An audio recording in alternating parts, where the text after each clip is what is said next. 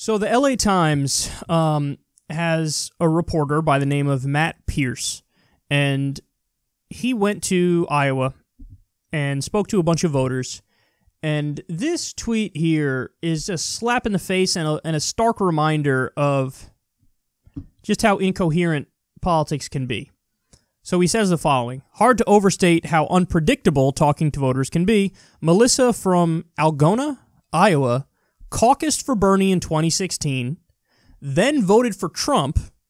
She supports Medicare for all, but supports Pete Buttigieg, but will likely vote for Trump again if Buttigieg doesn't win the Dem nomination. Now you know why this is the graphic here. Now you know why that question mark is there, right? So, I mean, this is a thing, man. This is a thing that exists in the world. And, you know, what percentage of voters are like this? I don't know. I hope it's small. Is it small? I have no idea. It might be a lot of them. What do you do in a situation like this? What do you do in a situation where somebody's like, you know, I was a Ted Cruz supporter, but then I decided I enjoyed Joe Biden, but then at the last minute I decided Gary Johnson. Like, what do you do with people like that? What do you do in a situation like that? I don't know. It's tough because what's clear is this is a total lack of ideological motivation. There's a total lack of policy motivation. This is not somebody who was directly impacted by something in their life and they need a candidate who's actually going to fix problems. This isn't somebody who hasn't gotten a raise in 5 years and they want somebody who's going to pursue policies that give the nation a raise. This is not somebody who, you know, works at a minimum wage job and they need a raise, so they want somebody who's for a living wage and it's a top priority. This isn't somebody who lost a family member at war, so they want somebody who's going to end the wars. This is not somebody who, or maybe it is, and maybe this is why they support Medicare for all, but somebody who's, you know, went into a medical bankruptcy and so they know they support Medicare for all. But if that is the case, then why would you not support the candidate who was for Medicare for all? Why would you say, I'm going to be for the one who's not for it, Mayor Pete, or Trump, even though I caucused for Bernie in 2016? So I'm sorry, but there are some people who just totally go based off feelings when picking a candidate. And there are people who weirdly, and I'm not saying this is her, but there are many people who have weird candidate beliefs and voter preferences who really treat picking a president or a politician like they're picking a significant other or something. You know, like, yeah, let me just pick whoever makes me feel the best, and I'm not going to actually look at what they support. To me, go to the person's record and their policies and what they say they're going to do. Record policies, record policies, record policies. Those are the two most important things. Now, if you got those two down, then you could also add in what are their strategic beliefs and their theory of change.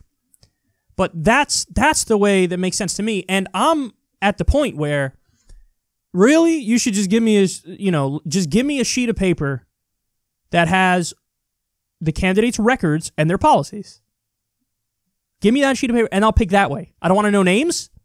I don't want to know anything about their gender, their race, their background. No. Just give me a sheet of paper with their record and their policies, and I'll pick that way. And that's the way everybody should pick.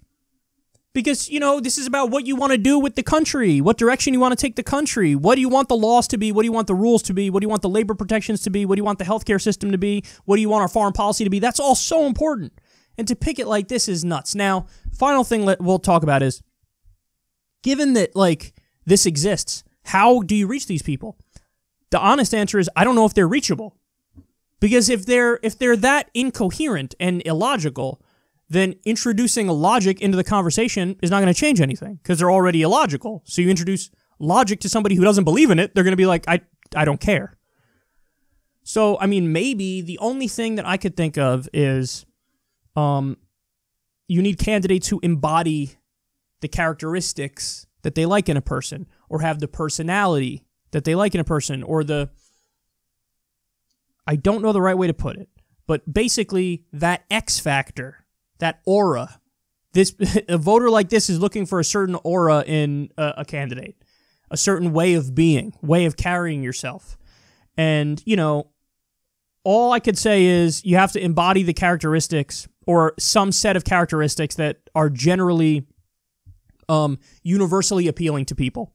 So in the case of Obama, policies aside, record aside, he was smooth. He was smooth. He's one of the few people who can make a standard politician sound like he's cool. Like he was doing the whole standard politician thing, but he sounded cool.